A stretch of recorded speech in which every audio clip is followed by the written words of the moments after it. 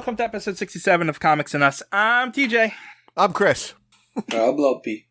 It's not the first time that you jumped in like that. And well, because last episode he told me he waits for me. He didn't wait for me this time. Yeah, I know. And we've had this problem in like the third episode when you did the same exact thing as a result of us telling us you came into it. Yeah. And this time you caught me off guard because I was expecting you to take forever. Yeah, I don't take forever. At least this time you didn't blow out the microphone. That's something. It's true. And this is the review show that reviews comics chronologically. Kind of. Alright, we're going into Detective Comics number 69. This is November 1942, so I guess this is our Thanksgiving issue. Yeah. It was written by Joseph Green, which is not Bill Finger. So this was written by a different guy. Penciled by Bob Kane, inked by Jerry Robinson to George Russo's, lettered by Ira Schnapp, edited by Whitney Ellsworth, executive editor Whitney Ellsworth, and the cover artist is Jerry Robinson. No finger. Yeah, no. This one is called The Harlequin's Hoax, and it is 13 pages long. Alright, now, Lumpy, what's happening on the cover? The Joker has two pistols, which are actually Glock-style pistols, which I was kind of surprised about. And he's a genie coming out of a lamp. Just noticed that. Yeah, I thought he was just... And no, he's a genie coming out of a lamp. And he's pointing the two pistols at Batman and Robin. So it says Madcap Menace grips Gotham City when the Joker duels Batman and Robin, the Harlequin Hoax. What is Madcap? Silly? I don't know. I mean, I think it's something to do with comedy, but I never... Comedy, right. No, me neither. I never actually thought about it. They say, like, look at this madcap scene, but I never actually ever thought of the definition of madcap. It's weird. No, I have no idea. I don't even know if I've ever even heard it before. I mean, it's associated with, like, old-time comedy, but... It says, marked by capriciousness, recklessness, or foolishness. Madcap. That explains nothing, but okay. Yeah, you want me to look it up on Urban Dictionary? Because I'm sure it means something else there. No thanks, I'm good. Anyway, this comic is still 10 cents. Anything else to say about the cover besides a new winner, the Boy Commandos again? Again with the Commandos. No, that's it. All right. I don't see, where is the signature on the Bob Kane? It's usually on the splash page. Oh, it's on the splash page. You're right. I see it on the splash page. All right. Is it my turn? Before we go into the comic proper, we have a couple of book reviews to go through. And we got to do our book reviews. Yeah, I know. That's what I'm talking about. So, Uncle Chris, how was Black Stallion? It was okay. I give it a 7 out of 10. All right. Lumpy, how about yours? The Gaucho one. It was really warm in the book, and the Gauchos were overdressed for the heat, and it was great. It was really good. A 3 out of 10. Okay, so... Where's your book, TJ? I didn't pick one. But why not? Because he's going to read this one from this book. have to decipher Superman's secret code. Oh, okay. I bet it's about war bonds and stamps. But before we go further, we can still win more cash prizes. We got new books for you guys. Oh, nice. Do you want Salute, Government Hunter, Hydract Kidnap, Mr. Olay, Children of the Sea, Augustus Goes South, White Reindeer, Lassie Come Home, or Meeting House Bay? I want Augustus. Augustus Goes South. You want Augustus Goes South? Yeah. Okay. And I'm Children of the Sea. You're going to do Children of the Sea. Alright. I have to actually write that one down because we're not doing one immediately afterwards. Alright, we're going to Saturn for Superman's secret code this week. He's all over the place. You want to guess what this one is? War bonds and stamps. Nope. Stamps and war bonds. Stamps and war bonds. No. Strength, courage, and justice will see us through. Huh? That's inspiring, huh? And your money. It wasn't pandering this time. Yeah, wow. Maybe we're starting to pull through at the end of the war. And we're like, we got this one. Don't ask for no more stamps and war bonds. It is the end of... We're getting close to the end of 42. We only got one more month left. But I don't think the war ended until 47, I want to say. Wow. That's a long war. For some reason, I thought 45. You might be right with 47. I don't know. Might be 46. I don't remember off the top of my head. The history class was a long time ago. Yes, it was. September 1st, 1939 it started and ended September 2nd, 1945. 45. All right, in that case, Uncle Chris. Here we go. Why don't you discuss... Lumpy, what are you doing? He's building a house. Don't worry, he's fine. The cats are attacking the water bottle. I moved it. Go on. Anyway, Uncle Chris, why don't you discuss what this opening splash page is? Okay, I'm a little confused with this splash page, but we got a giant Joker standing in front of like a blue hole on the background of a yellow background, which is really weird. And Batman and Robin are tiny again, but then Joker's got I see what it is. Joker's got presents wrapped on strings, and he's holding them over people on the ground. It's not a canon splash page, but it does tell part of the story on this one. Okay. You got it? Do you understand what I'm saying? Like, they got the car present and the present. We're going to find out about all the presents soon. Yes. All the presents. The pointless presents. All the 4 presents. But what is going on in this splash page, the hole in the background? What is that background? I don't know what the hole is. Is it a porthole? Right? It's a yellow background with a circle, like, outlined in blue, and in the middle's a black hole. I don't get it. Maybe they're going down a slide. Who's going down a slide? Maybe that hole leads to a slide, like in those McDonald playground things. Oh, yeah. Does it smell like children in there? Because them things always stunk like sweaty kids when you were in there, too. They were gross. Why were you in there? I had a child, and she played by herself, so I had to go in and get her when I would be standing there. And I'm like, come on! And she's like, no, I'm not coming. And I'm like, now I'm going to come in and drag you out of there. And I'd have to crawl through the tubes. So you smelled like a sweaty child. And then I came out and smelled like a sweaty child, too, yes. Yes. And you always crawl through something that's like wet, and it's like, I don't know what that was. What was that? Yeah. And my kid would always give me an argument because she wasn't ready to go. So it would be like, get out of there. No. And now I'm crawling through Chuck E. Cheese and McDonald's and everything else. All right. I know your pain. Anything else to talk about that splash page? No. Did I miss something? No, I was just asking. Joker's got giant eyebrows for some reason, but other than that, and some guy liner on, but that's it. So we open up with the Joker playing solitaire, I guess, with Jokers in the deck.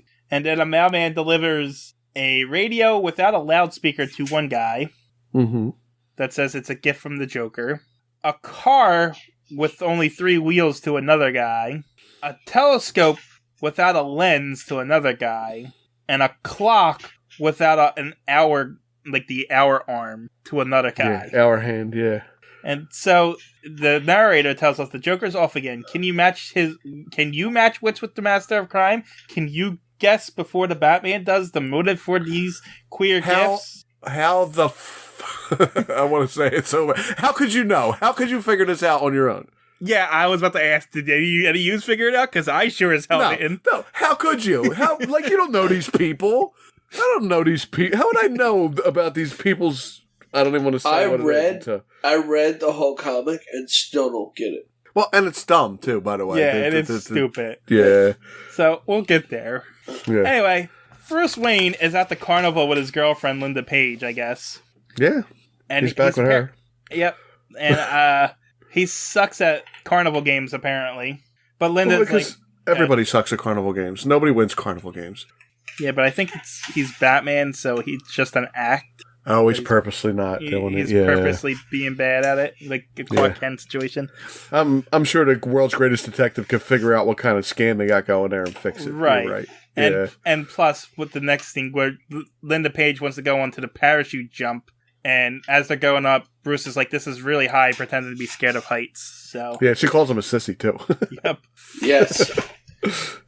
But yeah, I don't know if I would trust that parachute jump the way this thing looks. Is that how they are these days? I've never seen one again, but they used to have one at Six Flags Great Adventure in New Jersey. And it kind of did look like this.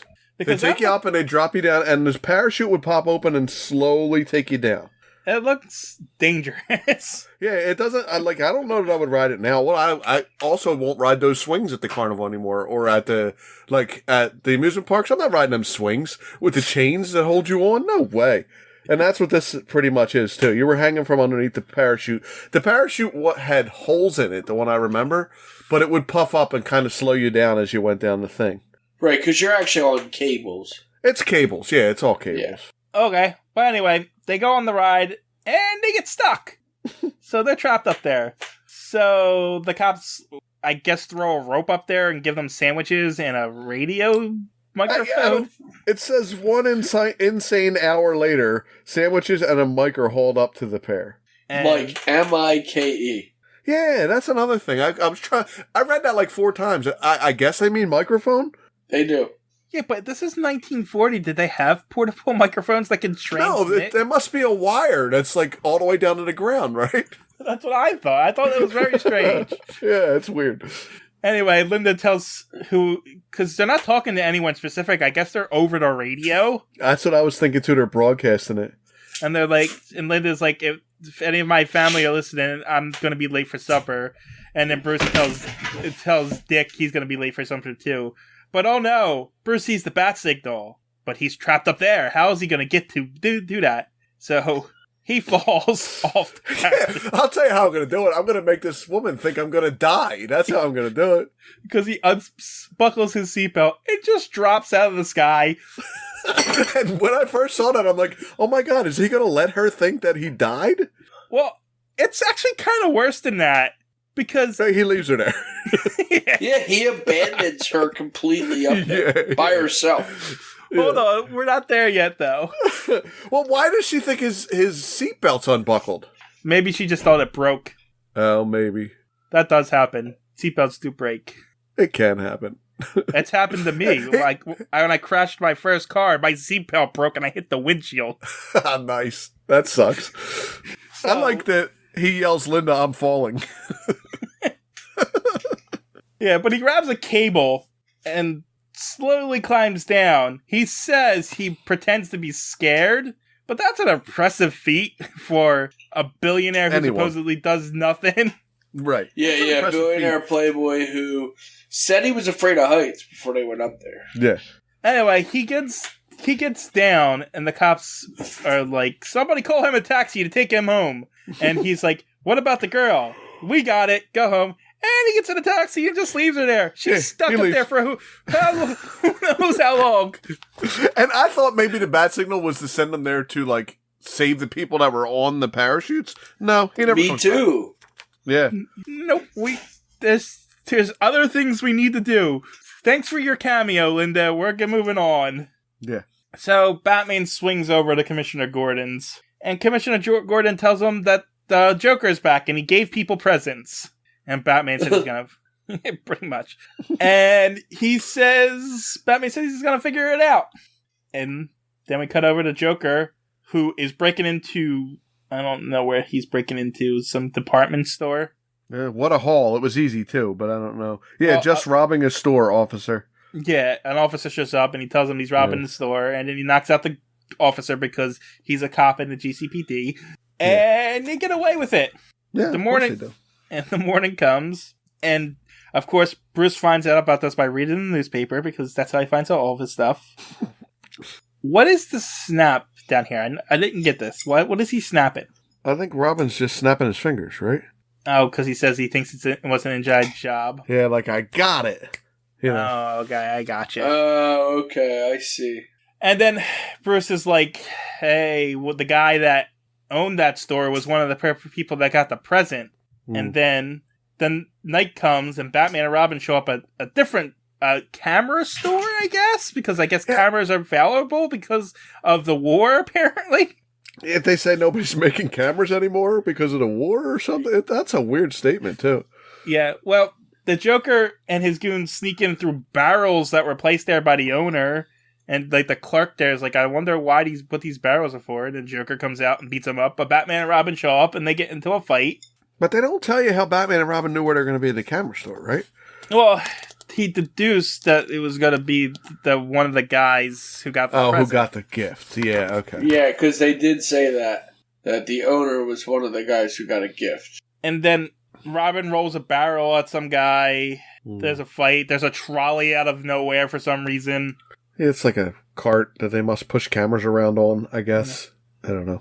And then Batman... It looked like one of those railroad carts again. It did at first. It looked like one of those pump carts. And then Batman knocks out the Joker, and they capture the Joker. The end. And they put him in, I guess, Commissioner Gordon's van or something, because that does not look like the Batman. No, what? Now they're just driving a random car at this point. Yeah, but it looks like a van, so maybe it's like a police car? I don't know. Yeah, it almost looks like a hearse or something. Yeah. It's definitely more van than car. Yeah, and the Joker's like further back away from them, too. Yeah. Weird. So they have the Joker in the back of this car, but apparently he managed to palm acid in his hand. I don't know how he's carrying acid in the palm of his hand, but he is. Camera acid or some shit, right? It's like the developing acid. Okay, developing acid. Yeah. And so Batman and Robin get a flat tire, I guess. No, he thinks he's got a flat tire. Oh, no. It sounds like a flat tire. But Yeah. Batman and Robin asks, should we keep going? But Batman says, no, we can't afford to waste rubber for our government. He definitely mentions he can't waste nothing for the government. So we're So going he must have a cop car then, right? Because it's a government car. I guess. But Yeah. he's going to stop and make sure that this tire didn't get flat. So did they get tricked because the Joker was just like making a thumping sound on the ground? Is that how they got tricked? Like, was Joker banging on the back of the car to make it sound like a flat tire? No, I don't think so. It doesn't say that. So I don't know now. Because the Joker has got it out of his handcuffs. Well, he does melt his bonds, yeah, but it just says bang. Yeah, so was it Joker making that noise in the back? I don't know, because it doesn't say. Right, so I don't They understand why never pulled say over. if they had a flat tire or not.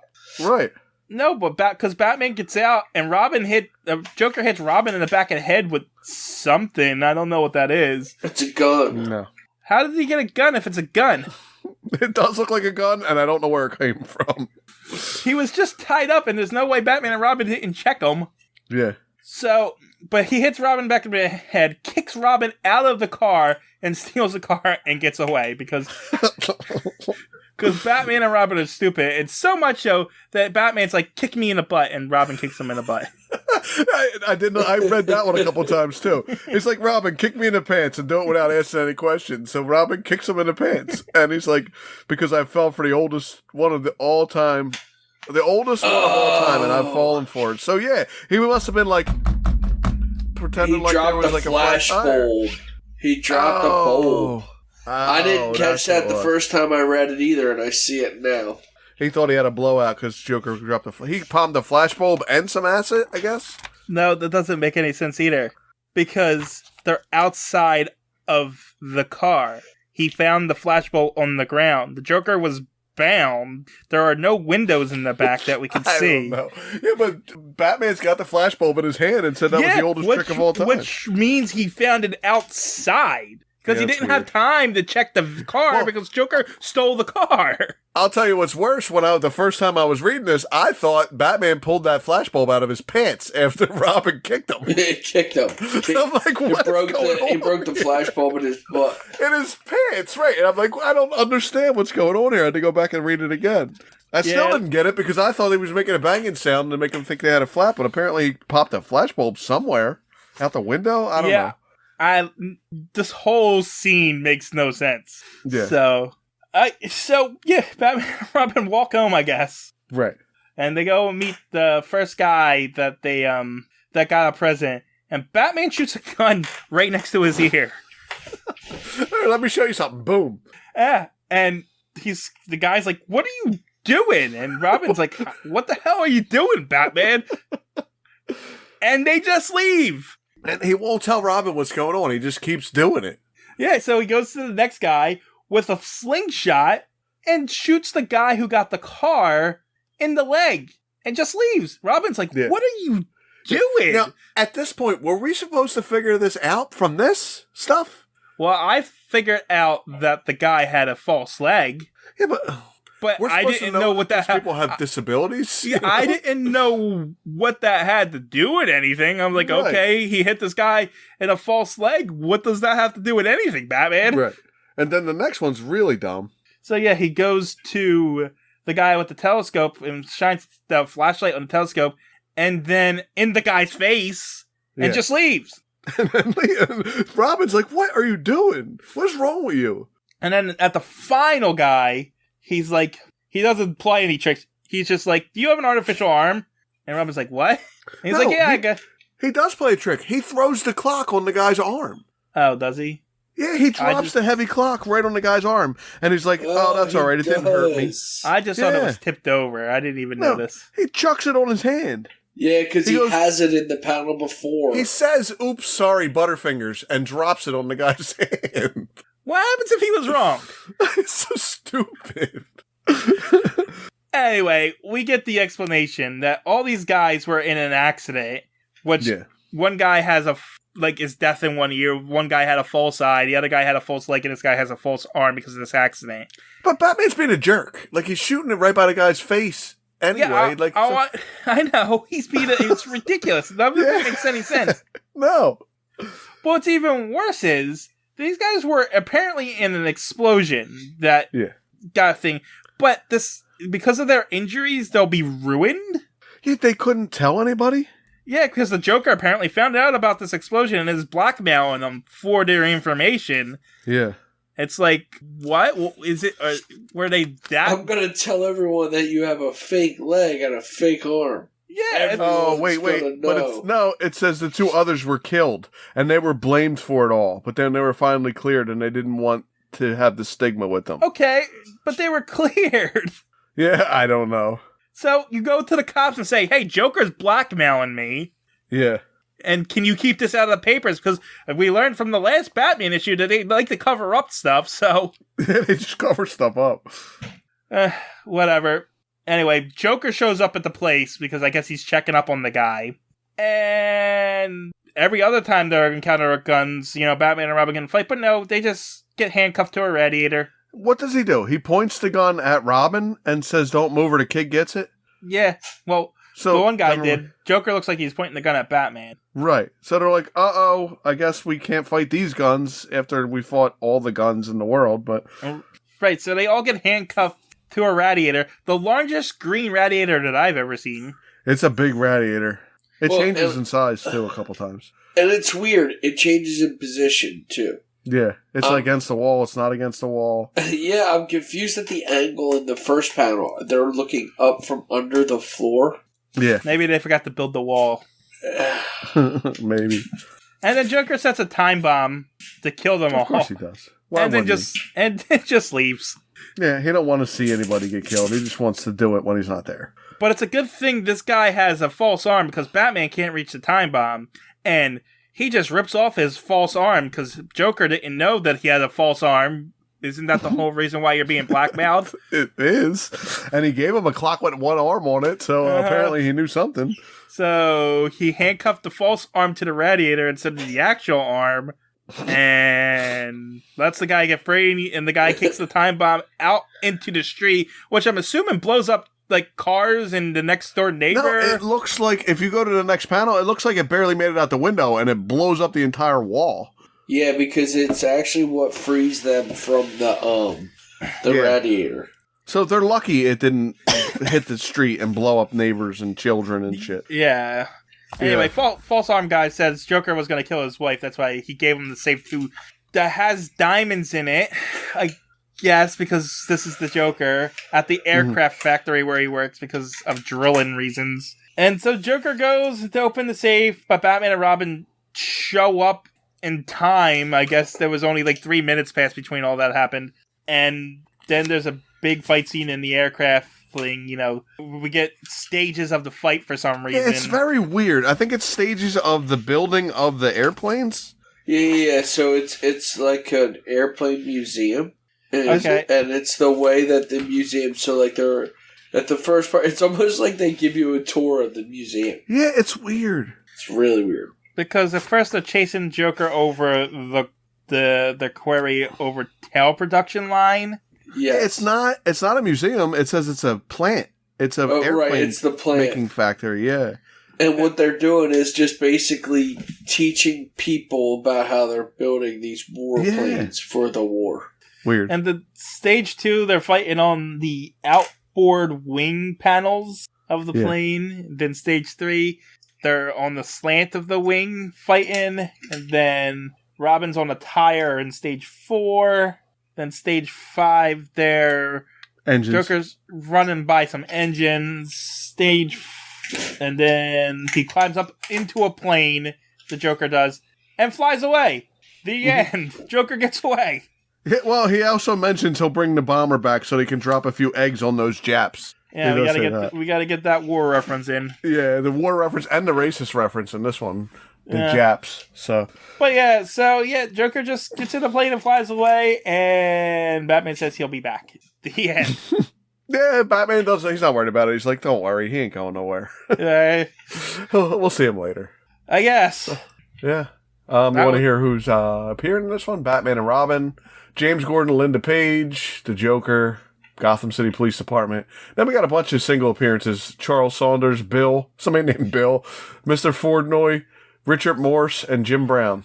They're all the guys that got presents. Yes. Oh, is that who that is? And a Bat Signal, Bat Rope, same old Gotham City Police Department headquarters. But that's it. That's all that's in this. In the last issue, we got an advertisement for Batman number 13 where Robin leaves Batman. This time we get an advertisement for Batman number 14 for the case that Batman failed to solve. This is spoilers. We are way ahead now. I don't like this. Batman is really having a bad week over in Batman comics. Batman land. Yeah. So, that's on sale on October 14th, which is weird because this was November. No, because that's why we do it chronologically, kind of, because we skipped. Yeah, we skipped Batman. That's the next one. This issue of Detective Comic is November, but that's an advertisement for a Batman number 14 that comes out in October. Oh. Well, yeah, that's weird because in my book it's chronological and it doesn't have 14 before this. That's weird. Yeah, that is weird. No, this is the November issue and it says that Batman number 14 on sale October 13th. Well, this says the number 13 is the October-November issue. So when does that go on sale? Before October? It looks like there might have been a misprint or something.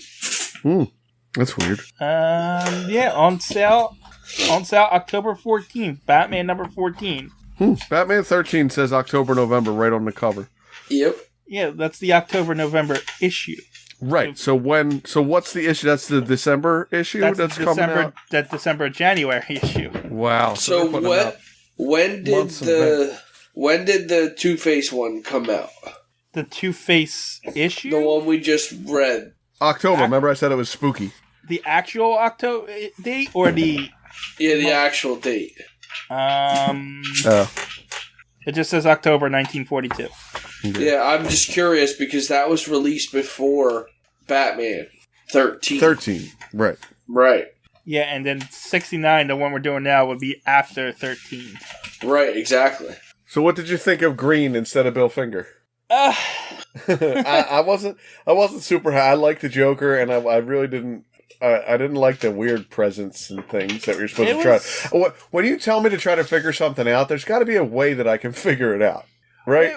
Yeah, it was very uninspired, and this is the reason why they created the Riddler, so he can do this kind of stuff. Yeah. I don't know. I didn't like it, and then the whole abandoning Lyndon Page in the first page of the thing was pointless. It's like, and making her think you're going to fall to your death. That was kind of messed up. It's like, why is this even here? Just to show that, because we haven't seen Lyndon Page in like 6 issues.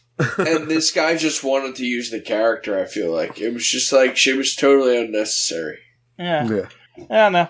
I mean, I don't know if it's his first Batman comic, but he might have been in one of the other issues, but it wasn't groundbreaking by any least. I definitely wouldn't say it was bad. Like, I don't think he did a bad job or anything. I think he did okay. I wasn't impressed either. It was uninspired. Yes. I do feel like you can take any crappy story, throw a Joker in, and it makes it a little better, too. So. Well, yeah. That's fair. Yeah. Because if this was just some random guy, we'd be like, this is the worst comic ever. Right. If it wasn't the Joker in there, we would be like, this stinks. My question for you on that is, do you think it had the same effect back then? What, the Joker? Yeah. The only reason I say that is he's very established for us. Right. So, like, the Joker's very well known. And I get it that he's, like, the big villain, but he's not that established right now. No, but I do feel like at this point they are waiting for the Joker because they're throwing him in as much as they can at this point. Right. He's all over the place. Yeah. I think he's the most popular character they have at this point. Yeah. That's why he's in so many, and he's probably selling the most comics. It's true. He's not... I wouldn't say because, he doesn't have the chops that he has in this day and age, but it's like he's the fad of the time. I was going to say, he's still the draw for the comics. So. Yeah. So they're just throwing him in wherever and whenever they can. Yeah, but I guess that's it. Yeah, that's it. So here's a joke for you. Ready? I don't want it. This one's funny. I like this one. Batman and Joker are about to get into a brawl, right? So the Joker grabs a stick and draws a line in the dirt and says, "If you cross this line, I'll hit you in the face." That was the punchline. The punchline, because there's a line and he's going to punch him if he comes over. That's a good one. Where's the joke? That was the punchline. That was a story. That's a story. It's a pun. It's a pun. It's not a pun. That's not a pun at all. Maybe you should write your own Batman comic. A pun. Listen, a pun here, is I'll like tell it to you again. A pun's like hold on. A pun is like we're reviewing a Howard the Duck comic and it's bad, and I say that's so foul. That's a pun. Listen, you didn't get the funny part. Batman and a Joker are getting into a brawl. Joker grabs a stick and draws a line in the dirt and says, "If you cross this line, I will hit you in the face." That was the punchline. That's the pun right there. The punchline is the pun. Because the punchline, it's a line that is a punch for it. That's literally what it is. That's not a pun. That's literally exactly what it is. It's also the part at the end of the joke is a punchline. But it's not a joke. That's my point. It's pretty punny. It's not a joke and it's not a pun. That was actually better. It's pretty punny. Yeah, that one was better. I liked that one. But yeah, that wasn't a joke. Bye. Yeah.